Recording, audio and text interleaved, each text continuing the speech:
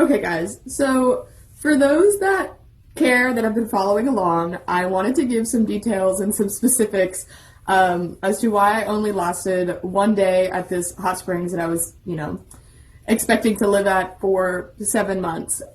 So if you're interested in hearing, some of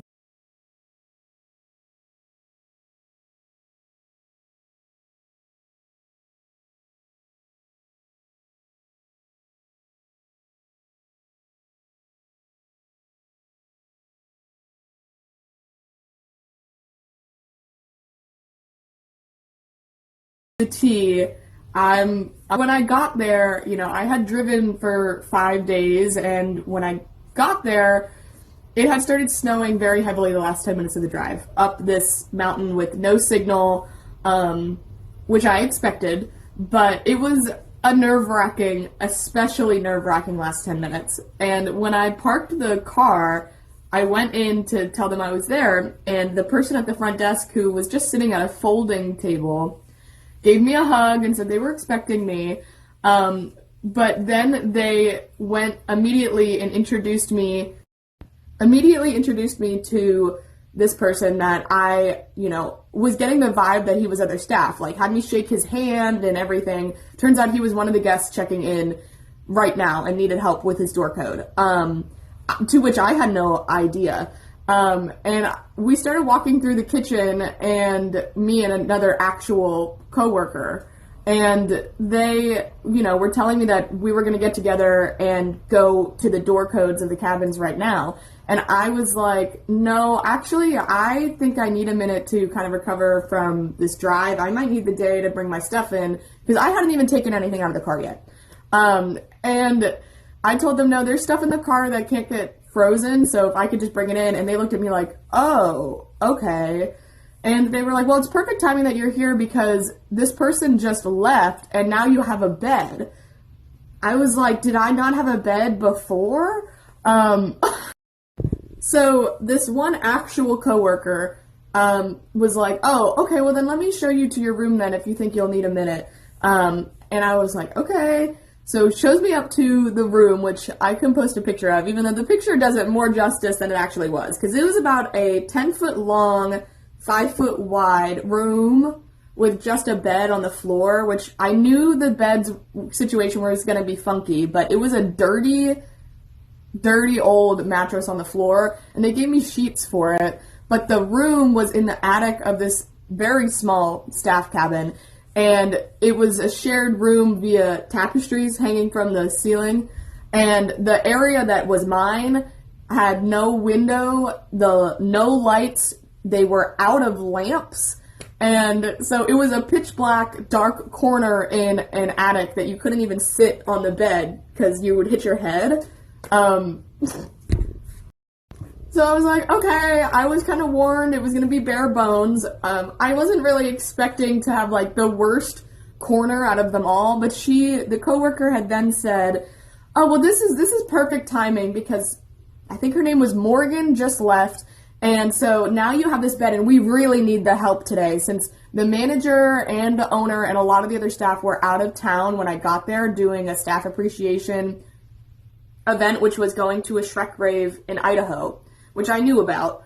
So they all, in Boise, Idaho. So they all weren't there. So the only staff that were there was like 3 other staff members that were there. So they were like, oh, well, I'm really glad you got here a day early because we really need the help. And I was like, I am not going to be able to help today. I just drove for 5 days straight. Like, I feel another type of weird right now. So I started bringing all my stuff up from my car to the room. And also there was a 7-year-old boy living in the staff cabin who was the son of the coworker that showed me the room. And I thought that was quite weird. I did see later when I was leaving that they did make the little boy shovel to kind of like earn his keep. But he was down there, he was a nice kid and everything, but I was a little uncomfortable with the fact that I, was now living with like this 7-year-old boy, who, had no shoes and no shirt and was just like walking around in the snow. And, you know, like they made him shovel. But I brought all my stuff up and I did make it like my own. And I can even put a picture of the room up. One sec.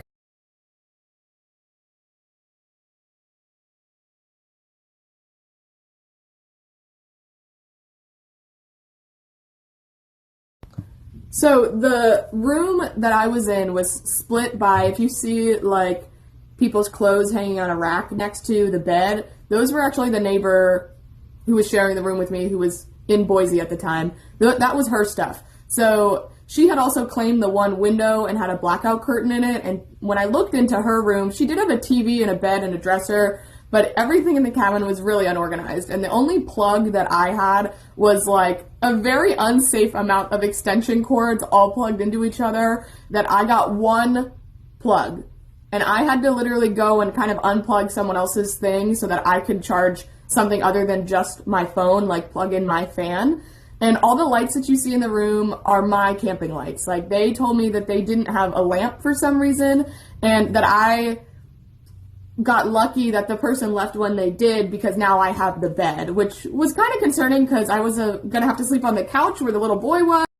So I decided that I was just gonna hunker down in the room the rest of the night because I was really scared that they were gonna make me work, and I was like almost delirious from driving that long, and from just like the whole situation. I was getting a little uncomfortable. So when I came down to finally soak, which took a lot of convincing from myself because I couldn't even find like a towel. I went and found a towel much later, and I went and soaked, which before I soaked, this one coworker who was really nice, she, and I don't blame her because like I'm hippy dippy too, but she gave me a hug and told me I was about to return to mother when I went in the water, which kind of freaked me out a little bit, not gonna lie, but she was like, "You're about to return to mother and be reborn," and like, I was like, okay, like, I hope that this is, you know, what I need right now. So I did end up going to soak, and I'm not gonna lie, obviously they can't adjust the temperature of the hot springs, but this shit was cold. It was like less than 98 degrees in most of the areas, and you know, it felt good, I guess, but like I didn't feel like reborn, but I was trying. I was like, really, I didn't want to like leave. I didn't even really think yet that was going to be a possibility. But I was probably soaking for about an hour, and when I got out, the one other coworker that was there insisted on smoking with me, to which I said I haven't smoked because I take a break to come here, but I wanted to get information from him, so I did, you know, I was like, okay, let me go put on my jacket and get changed, and like, whatever, we'll head to smoke, or I'll take a hit. And it turns out they only smoke in the bathroom of the staff cabin, which kind of makes sense because you have to be hush-hush about it because it's not legal in Idaho, so if the guests see the staff smoking, but I was like, oh, okay, I guess we'll smoke in the bathroom. And so I was sitting on the freaking closed toilet, and he was sitting on like the bathtub ledge, and he was clearly like trying to flirt with me, which is fine, but I kind of told him like I have a boyfriend, and you know, the energy changed after that. But he told me that the manager and the owner, that their energy is extremely overwhelming, and that it's really nice to be around because it makes you want to work, but it's overwhelming and it could be a lot. And to be honest, he pretty much described love bombing like to a T to me without using that term, and that, you know, he didn't really smoke before he came to this farm, and now he smokes all the time, which was very concerning because like they're just kind of keeping everybody high all the time and making them do. And he mentioned that like right when he got there, after, you know, he stayed with the manager for 2 days in her apartment in Boise before coming down, which the manager offered me when I was leaving to come to Boise to her apartment, and I just knew that I didn't want anything to do with it anymore. But he was like, they put me right on the snowmobile, they really distracted me, and they just made sure I was having fun all the time. And like I said, he really described like love bombing. He said their energy is infectious, but it's really overwhelming and it can be a lot, but you can't get away from it because there's nowhere to go. So you kind of just get absorbed in it and it makes you want to do the work.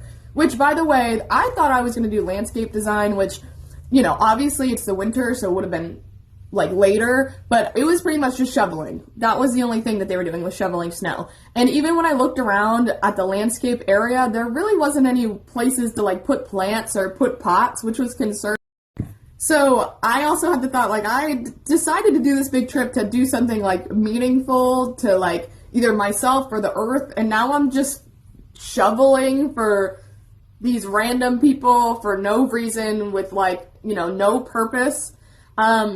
So after he kind of described the love bombing, I, you know, said that I'm not really into being in such a like party atmosphere right now. And he was like, oh, well, you know, they smoke all the time here and they do like to have fun. That's like the only perk, is that they like to party and have fun. And I was like, this is getting worse and worse by the second. And after I left, I probably only talked with him for 45 minutes. I literally, you know, went back to my room and did not leave my fucking room the rest of the time. I was really hoping someone was going to finally offer me food. No one did. And the kitchen in the staff cabin had no stovetop. So the kitchen in the staff cabin was just a fridge and a sink. I don't even remember seeing a microwave. There was another kitchen in the lodge, which is where I, you know, had met everyone on video call before I went, which I thought was the staff cabin. Turns out it's the lodge for the guests. So I didn't even want to go in there because they were clearly going to make me, like, go work with the guests, and I hadn't even been there, you know, a day yet. And the coworker who smoked with me was really insisting that I get shown around by him and that I get shown the clock and stuff and the schedule, because I asked him, like, is this official? Like, I need to make sure I'm getting paid. And he was kind of thrown off by that I would be like, no, I'm not doing any type of work-related things until I'm, like, clocked into work. And so that I'm, like, you know, also have the insurance that if something happens to me, that I have the helicopter airlift insurance out.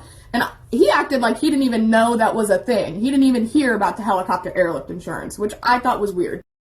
So I was like, okay, I'm just going to stay in the room upstairs. And the whole time I'm there, like, the little kid, the 7-year-old downstairs is, like, watching Mr. Beast videos on the TV, which is fine. He was a nice kid. But, like, I was whispering on the phone to people because I felt so uncomfortable. You could hear everything. And there was nowhere to go. Like, there was, you know, a whole fresh foot of snow coming down. And, like, so it's not like you could even really walk around. Like, it was pretty bad. So I was hoping someone was going to offer me food. They did not. I did hear on the walkie-talkies that someone had in one of the neighboring rooms that they offered the 7-year-old boy his dinner, that it was ready for him in, like, I guess their normal spot, because I never saw any food. I did walk through their kitchen and see, like, their fridge, but it didn't look like there was, like, you know, vegetables and things in there. It looked like there was, like, a bag of cilantro and milk. Like, it didn't look like food. And so I ended up just staying in the room literally all the rest of the night.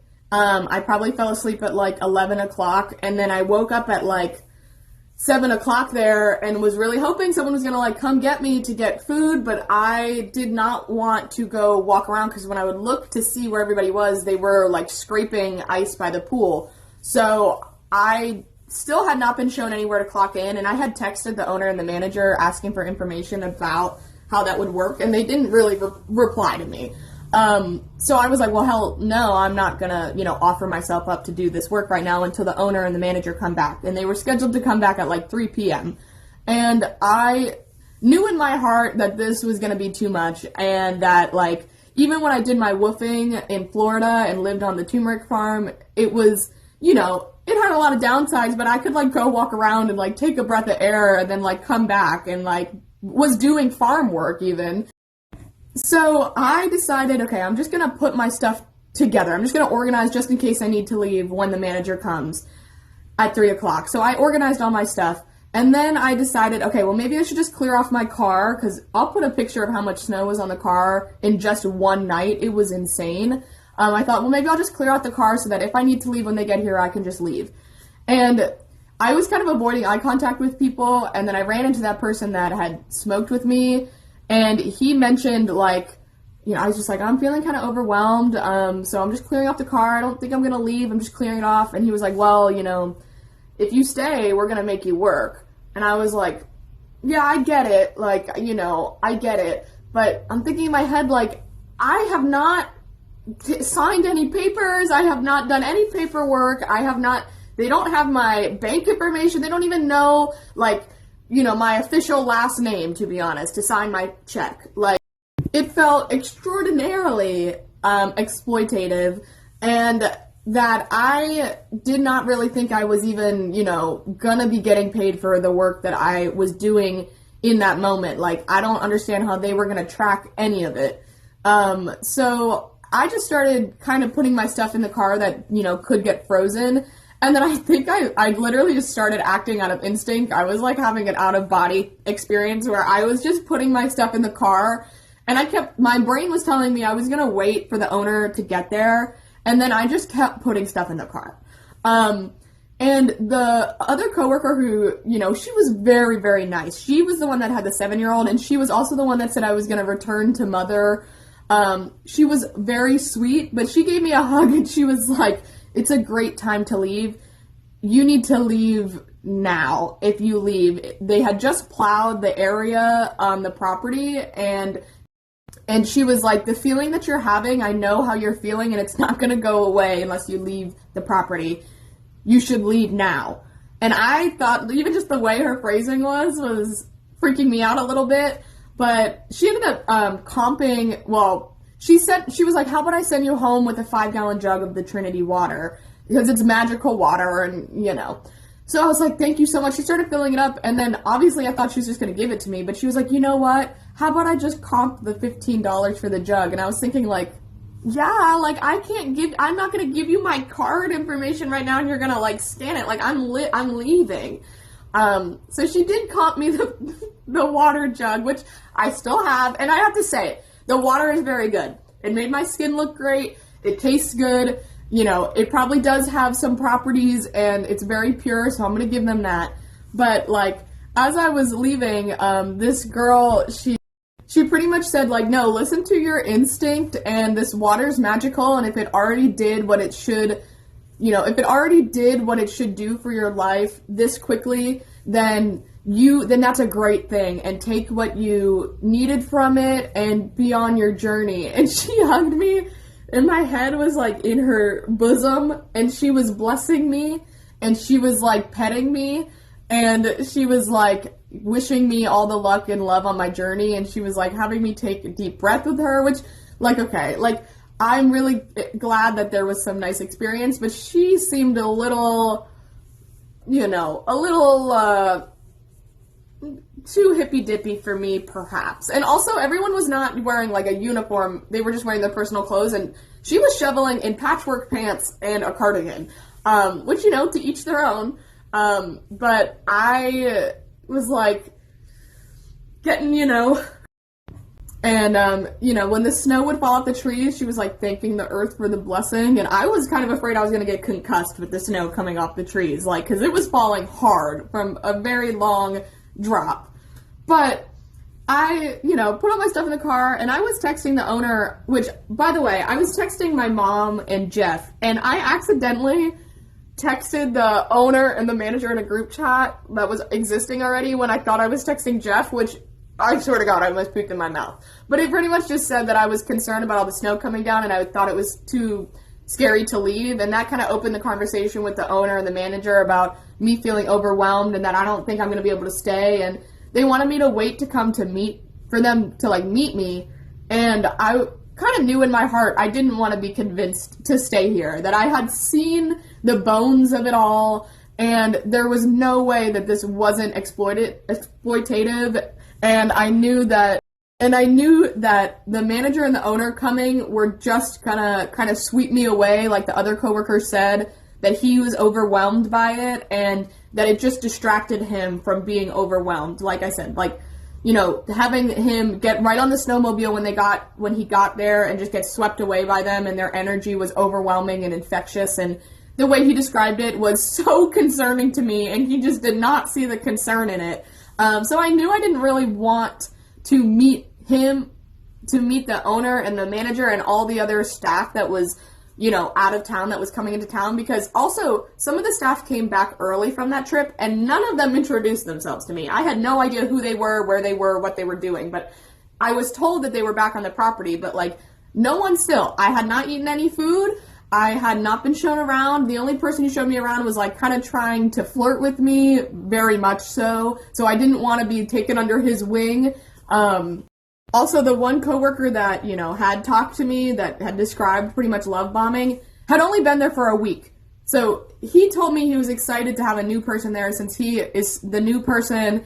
And so I knew I didn't want to get shown around by the new person who was also trying to obviously flirt with me and man spreading on the bathroom, bathtub ledge to insist on smoking with me. And then I was like, no, I'm good. I don't want to smoke anymore. And he was like, no, I just loaded it. Keep going. And I was like, oh my God.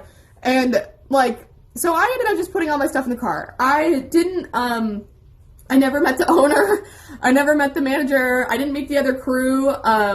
It was such a weird situation from top to bottom that when the one person who kind of comped my price for the water, her name was Shadow, she was like, if driving is what's concerning you, it's only going to be a sketchy drive for 30 minutes, and that after 30 minutes I was going to hit I think it was a state road or something, and it was going to be plowed. Because, she was also saying, you should leave now because it's not going to get better. Your feelings aren't going to change, and get better. And they were going to close the roads, okay? So I'm in the middle of nowhere I think the elevation was over 6,000 or 7,000 feet. I don't really remember, but that's how high in the mountains I was. And they were getting about a foot of snow a day at least. And the snow that came down, they had just plowed it or packed it down with a big machine. Also, the way that they were, dealing with the snow, that the workers were, they didn't have a snow blower. They were shoveling by hand. And I was thinking, why is there not, better resources? Especially when I was told by one of the coworkers that the owner and the manager have a bunch of wealth handed down and they bought this farm with it. So I'm like, where's the wealth?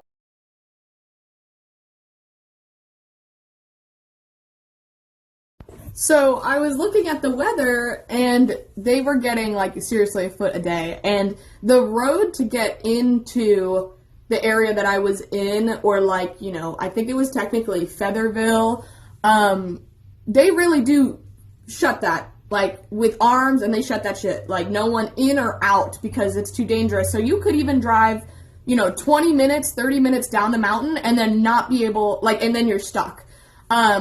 Because, seriously, arms would coming down. Even in other places in the West Coast, they shut down the roads for weather. In Wyoming and parts of Colorado, Route 70 will literally be closed. So I knew that was a possibility, that even if I got all the way down and was like, oh my God, no, I'm trapped, I need to leave, that I would not be able to leave. And I would have to earn my bed to stay there. And even, all my friends throughout the whole time of me planning to come here, I so appreciated it, and I took it to heart that if I needed to leave, they would come get me and that they would come save me. And I have all these people that were like, don't worry, I got you. And then I thought, nobody can get me. The arms come down and nobody comes in or out. You can't move them. There's no way around them.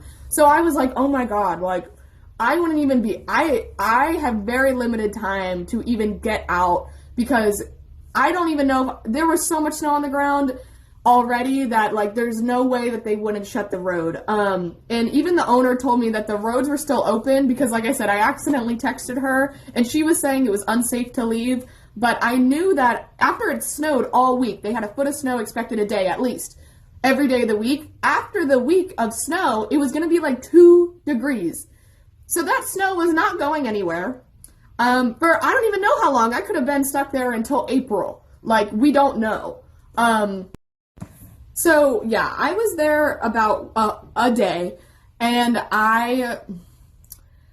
it if it wasn't for, my friend Olivia really encouraging me that this was unacceptable and that to not get brainwashed by this, and that if the drive was preventing me, that I could do it. I had gotten myself unstuck in Denver, in the snow coming up here, and I knew that after that I needed kitty litter, so I went and bought kitty litter. So I didn't even end up needing the kitty litter, but it was supposed to take me 1 hour to get down the mountain, like all accordingly, if I was going the speed. I crawled. It took me like 2.5 hours to get down, and I did not have signal coming down the mountain, and I sure as hell gave my mom and Jeff a heart attack because, I could not respond, and there was a mountain cliff with no guardrail into a lake that I was driving next to the whole time. And I'll post a picture of what the road was like after the first 30 minutes, because for the first, 30 minutes, it definitely took me longer than 30 minutes, but the road was plowed or packed down or something, but I couldn't see the road, for the route of being in Featherville. And then I hit a U.S. highway or something that was plowed for what was the next town over, Mountain Home, which was still an hour-ish, away. But for the first 30 minutes, I was driving on snow. But a big machine had come and, blew it, but there was still no road. It was all snow. But then I hit, a whiteout, and I could only see the road, which, thank God, the road was there after the first 30 minutes, which is what the one coworker told me what would happen. And yeah, I'll post a picture of that.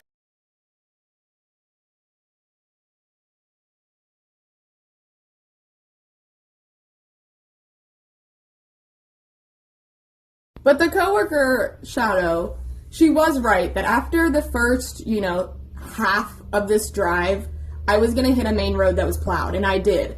And at that point it was smooth sailing, but it was still very wet, and I was driving still next to this cliff, that you can kind of come in and out of seeing, because there was periods of heavy snowfall, there was periods of driving through clouds, all of the above. But eventually I hit a point where I still didn't have signal, but there was way less snow on the ground because I was no longer that high up in the mountain. And the manager and the owner were texting me and, really hoping that I was going to meet them or, meet up with them in the next town or eat lunch with them or go to the manager's apartment in Boise to, sleep it off and be away from the vortex. And I just was like, no, I'm okay. I think I'm just not cut out for this. And I didn't know that my mom, who was supposed to be flying out of Salt Lake, I thought that she had already gotten on her plane because this was kind of an on-the-whim thing that I just decided that I was going to leave. And they didn't want me to leave because it was dangerous. The drive was crazy. But she got off, or got, through the airport and then decided not to get on her flight. And I didn't know until I was in Mountain Home the town over, that she had canceled her flight and went back to the hotel in Salt Lake. So when I got to Mountain Home and I called everyone because I finally had signal, I had learned that she was still in town, because at the time I thought that I was going to be kind of roughing it, and, I'm kind of broke, so I was, planning on just sleeping in my car on the way back, but I got really lucky that she hadn't gotten on her plane yet, and that we could still, she could be my passenger for the ride back. And yeah, that's pretty much, what happened. I knew I couldn't stay, just based on even all the conversations I had with all my friends preparing, that I was like, don't worry guys, I know the red flags, I won't put myself in a situation to get exploited, what happened to me years ago, and, that it was gonna be okay, that I knew the red flags of what to do, and it was, different, because it was gonna be a job, and it wasn't gonna be a volunteer thing, but all these red flags became so overwhelming, and I also think that they use this energy vortex excuse as an excuse to exploit people, and when people are uncomfortable or have negative emotions about it, they blame the vortex, because they were saying, maybe you just need time away from the vortex, and if so, come back. And I was thinking, the vortex is not going to help my dirty mattress on the floor. So once I kind of learned that, the perks were having them smoke you up all the time and listen to some, no offense to smelly hippies, because, like, I am one, but listen to some smelly hippie play the guitar was your perk. Like, I started to panic, along with the fact that I was legit, like, gonna be stuck there. Like, even if I had got through Featherville, the routes to get home on 70 were, closed now in Idaho, and they didn't used to be, they were closed now in Wyoming from Idaho, so I was gonna have to take the route that I came through on, which also is likely to close for weather. So I just, like I said, had an out-of-body thing and put everything in the car, and then once the coworker hugged me, kind of blessed me on my way, I knew that I was not going to, turn around and wait for the owners to come back, that I was just going to leave. So, yeah, that's pretty much what happened. And also, when I was driving back, I got a text from the owner that really made me, like, because there was a 1-star review that said that there was a group speaking Spanish that got kicked out for speaking Spanish, which, I don't know.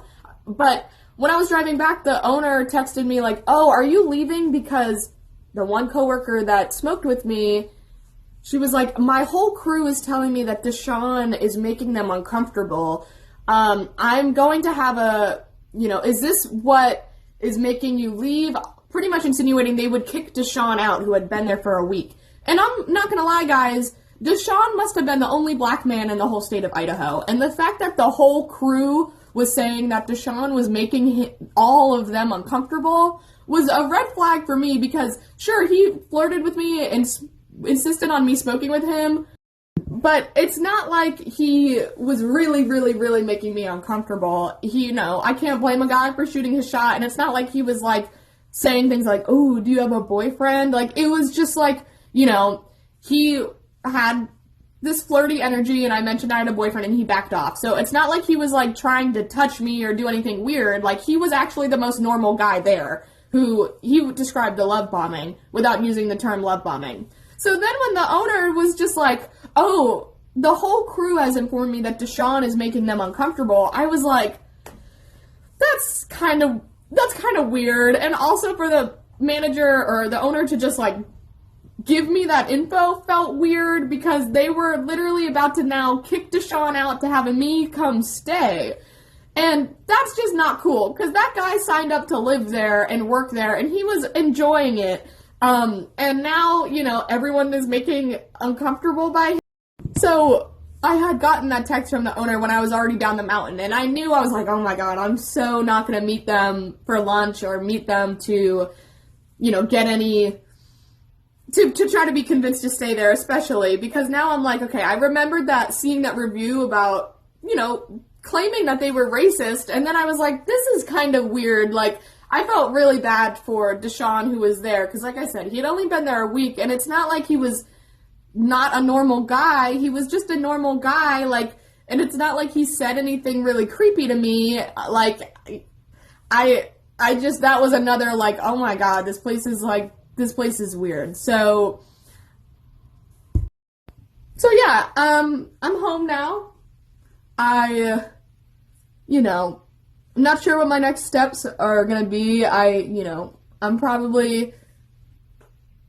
even really have to think about it. I'm still kind of just recuperating. Hopefully I can figure something out.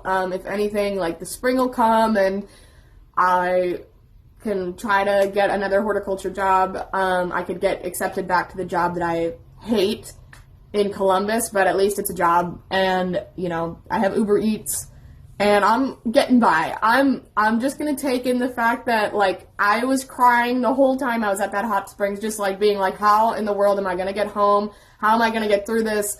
What am I supposed to do? And I don't want to be there, and I just want to be at home, and you know what, like, now I'm home. I was able to sleep in and not have to drive 9 hours today, which was, like, the first time in a whole week I didn't have to do that. And yeah, it sounds corny to, like, put on my story, but I really appreciate all the love and concern and support from whatever I do to all my friends, and I'm sorry that if I've been distant on replying, just because I barely even know what to do with myself right now.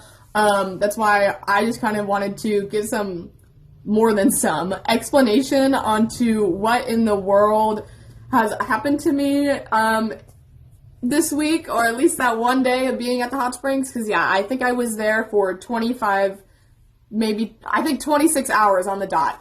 And yeah, like that, those are all the reasons, those were all the red flags. It was impossible to ignore all of them, and I knew that, like, if I ignored them, that was going against all of my morals, I think, especially as myself, as where I want to live, and the worker that I am. And it was just like subpar everything. I can't even think of honestly one plus side as to living there, because even if I wanted to I brought all my art stuff, even if I was like, okay, let me just relax and do some yoga, or let me relax and paint, I had nowhere to do that. I had no space. I didn't even have space to stretch my legs. I didn't even have a lamp. I didn't have a window. I didn't have any food. I didn't have anything but the dirty bed on the floor, which I was lucky that I brought my own pillows and own comforter, okay? Like, they didn't even have that for me. So, you know, I was warned by them it was bare bones, but, you know, you never know until you get there, and sometimes you just gotta see it for yourself. Yeah, I'm glad, you know, I'm out of there. I have the confidence to do it, and that I have the resources that I've accumulated for myself to be able to leave, and not be stuck there, because some people are just stuck there. And honestly, sometimes places like that really operate on people that are lost souls, and shout out to Olivia for really, you know, making that known to me, that, like, some places operate on that exploitative baseline because people are thankful just to have that bed on the floor, and that's fine for them, because if it works where they're appreciative for the bed and they'll do the work, then that's their ecosystem. But I was going there to try to better myself, to try to better my resume, or to try to better my everything, and I just realized that, like, I am not bettering anything in any part of the world or myself anywhere in myself to stay there and do that kind of work, and just shovel for some middle of nowhere place in Idaho. And even in the spring, when the plants would have been what I was doing, it wasn't really going to be what I was doing. I was always going to be, like, there for them. So yeah, guys, thank you for, you know, coming to my story time. If you made it this far, like, I appreciate you more than, like, you know. It really, like, if I didn't have this kind of support system, and this amount of people that, you know, reach out to me and make sure that I'm okay and really care, then yeah, like, I'd be there on the freaking floor just trying to get by and telling myself that, you know, it's okay that people live like this. When, like, sure, people live like that, but you don't have to put yourself in that position. You don't have to get exploited, and just, you know, everything is okay. And I'm gonna have to use that as my mantra for the next couple weeks, because yeah, I'm bummed. I kind of got the rug pulled out from under me, but as my uncle told me, you know, you get yourself a new damn rug, okay? Like, it's okay to feel this way, but, you know, shit happens, and that's just what it is. So I love you guys. Yeah,